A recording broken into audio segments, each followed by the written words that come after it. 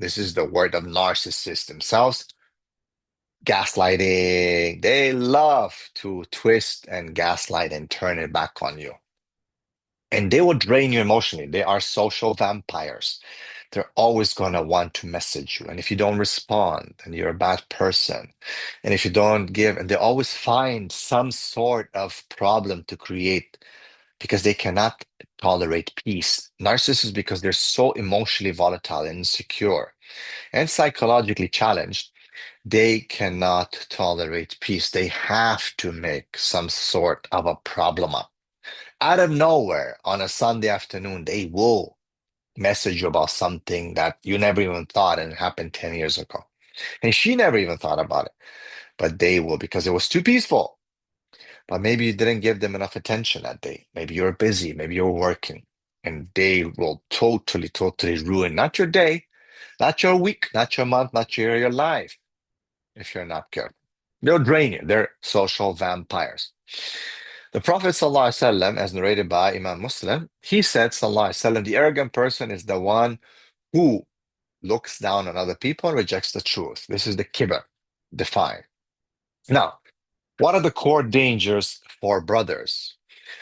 And why is this ruining marriages? Well, you see, a narcissist woman will challenge your qawwam, but not with overt rebellion. It'll be covert. It's what's called mutiny. They'll find any strategy to basically slide in, Trojan horse strategy. They're all nice. They'll give you what you want. Once they're in, that's when they attack, but they don't attack face on. Women don't have the ability to fight a man off, but they will use certain strategies, covert strategies, and they will rebel and they'll take it down. They erode your confidence through subtle disrespect. Women can just say one word. What do you mean by that? Oh, don't worry about it. But you heard it and she said it. And she'll just let it, she'll just put a seed in there, an inception, and it will destroy you.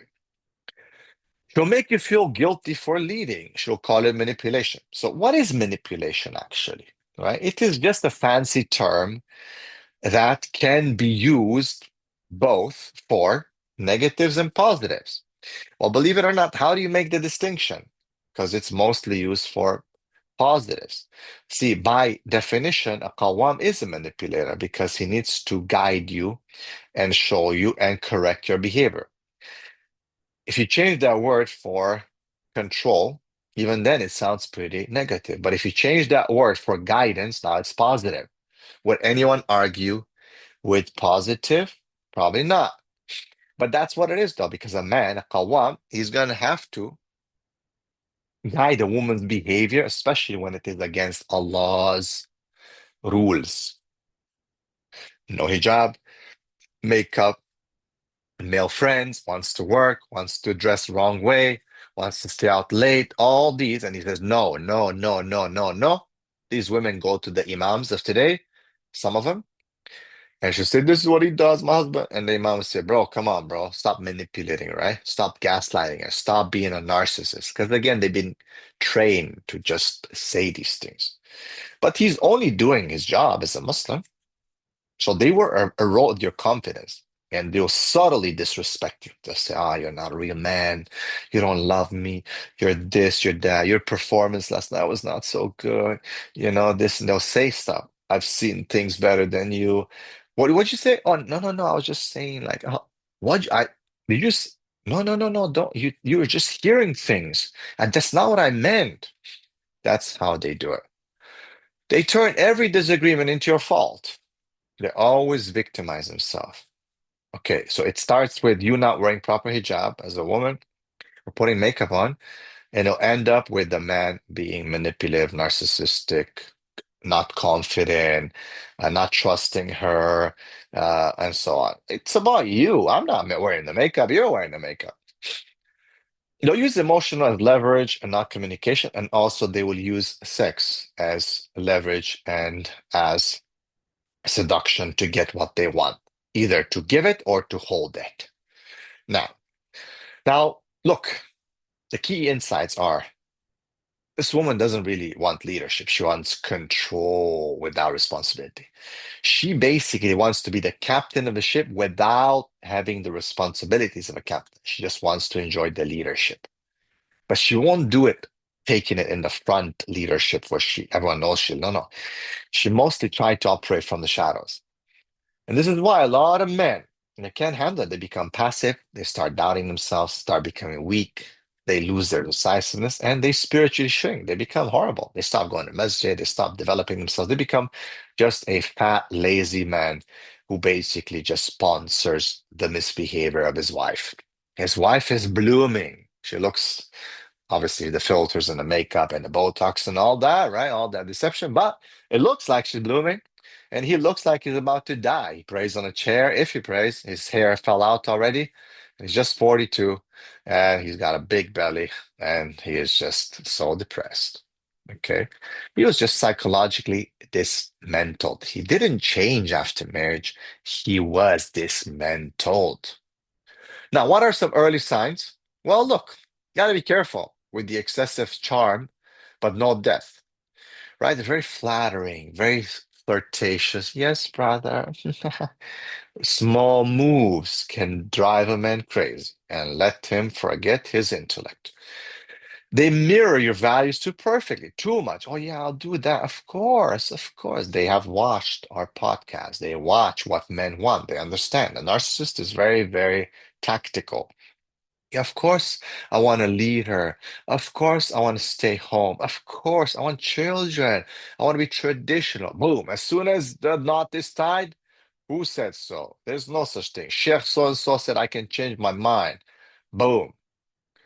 So be careful. They talk big about emotional intelligence, but avoids any kind of responsibility.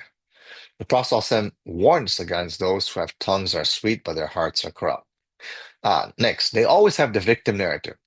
Oh, my ex-friends, my ex-proposal, my everyone's toxic. It's always the same story. They were so toxic with me, they abused me, they did this. They never, oh, I made a mistake. Or we all made a mistake. No. Oh, everyone misunderstands me. You don't understand me. They always speak abstract. My feelings, but you should feel me. You should understand me. You should feel my feelings. Feel what? It's abstract. It's very difficult to feel your feeling. Zero ownership. Everyone else is the problem. Everyone else. But she's actually the common denominator in every problem, actually. Now, they'll use religion as a weapon. Yes, men can do that, but women definitely can do that. They will quote Islam selectively. The Prophet ﷺ used to help his family in the house and used to do the chores and mend his own shoes and take this and that. The Prophet ﷺ was the best to his family. Da, da, da, da. Okay, the Prophet ﷺ said this and that, take care of women and treat them kindly, and this and this. They only quote selectively. Well, yeah, the Prophet ﷺ also said so many things that I'm sure that if I quote them right now, women are going to jump on their heads, including that the majority of people in hellfire are women. And then went on to say as to why. And if anyone has a doubt about the hadith, there's plenty other hadith that corroborate this hadith on the same topic. Okay, female disrespect and denial of blessings and. Now you see, they don't want to quote that, and they might even question that hadith. But when it suits them, they will quote what's good for them. They'll talk about drama and boundaries, stuff, and they'll do all kinds of things, but rarely will they actually use correct evidence. They'll talk more about Sheikh so and so said this, and not to mention they will use a lot of these weak sheikhs as weapons. But look at this video. Sheikh so and so said this, and look, he was saying to the brothers that the brothers are wrong and the women should be taken care of. And why don't you let me go with my friends and dance? It's just a girls' night out. And the sheikh said their sisters should have their social gatherings too. They start twisting, turning, all kinds of things.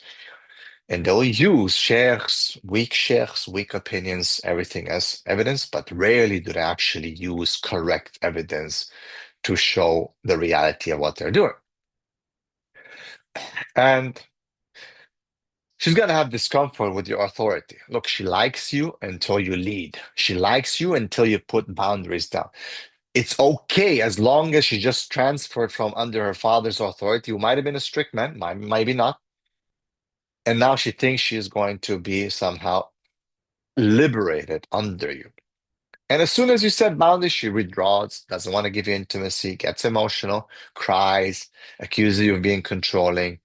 And look, a woman who fears leadership will eventually resent you for having it and even try to remove it from you or take it into her own hands. She likes you until you leave. When you put boundaries, you will be called a narcissist, a manipulator, a gaslighter, a trigger, whatever. And you feel confused. You speak to her and you're like, bro, what's the heck is going on? Like, I'm confused. Like, she clearly did something that Allah talks about actually in the Quran. Yet she was able to twist me to feel like I'm wrong for actually telling her to stop. Chronic confusion equals to manipulation, guys. Okay? So be careful. And how do narcissists hijack compatibility? Well, they don't bond through shared values, shared goals, shared deen. No, no, no. They bond through intensity, especially seduction, trauma, fast attachment, and all like they try to love bomb you. Oh, yeah, this and that, and then also guilt tripping and so on and shaming. Okay, so how to test a narcissist? You need to set small boundaries before the marriage, before during the vetting process. Test it. Set small boundaries. Don't allow her to just walk all over you. Disagree with her. Delay a response. Lead the process and see how she behaves. Observe. Does she respect it? Or does she punish you emotionally? Does she withdraw? Does she talk to you in a way? Does she start accusing you and already showing her? You got to test her. Does she already show you her true face? A righteous woman may dislike something, but she'll respect. A righteous woman might be like, oh man, like she needs to get herself with it, but she's not going to disrespect you or try to twist it on you. Why do brothers miss this hard truth? Well, because of attraction. Attraction usually overrides discernment, overrides assessment. A lot of them are just very lonely, and that weakens their filters. Men ignore red flags because they don't have optionality. They're kind of like, man, I've been looking so hard and she's so pretty and I don't want to start again. Let me just accept her. So what happens is that they basically give up and they just leave it. And they're so scared of being alone and they're so desperate for intimacy and they just want to have someone and fall in love. As one of the brothers said, I just want to fall in love, man. I'm so tired of being alone. Crying, really, some people. But you see, you might be scared of being alone. You might be scared of not having someone, but you might let that lead you to make the wrong choice to marry someone who's going to slowly destroy your confidence, your deen, your life. So, last but not least, if you notice, for most people talk about narcissism, it is mostly directed at men. Even the men themselves, when they talk, it is mostly directed towards men. It's almost like female narcissism doesn't exist. I'm not saying that some people don't talk about it, but overwhelmingly you find it that it's usually directed towards men. And that's why I decided to talk about the female narcissist, because I believe there's more of those. Why? Because social media has allowed women to scale, to upscale at such a quick pace and such a huge level that men, well, let's be honest, men are just not that on that level like women when it comes to what you can scale up and what you have in terms of what the other or the opposite gender desires and needs. To put it in quick terms, men are not as attractive as women. Men, women don't want from men so much as what men want from women. So women have an advantage. That's why they're able to scale up. And because of that, they've gotten so much attention, and attention spoils. Attention now wants validation. Attention spoils and causes narcissism. And when a woman has so many options, the infinite option It's an illusion of infinite optionality. They get really messed up psychologically and they become narcissists, where now they think that the whole world surrounds them. And if they don't get what they want, they will take you down. Trust me. Or they will definitely attempt really strongly to take you down. Whether it's in the pre-marriage vetting, and let's hope it is then, and let's hope you can find out early enough and you're willing to walk away and not be desperate.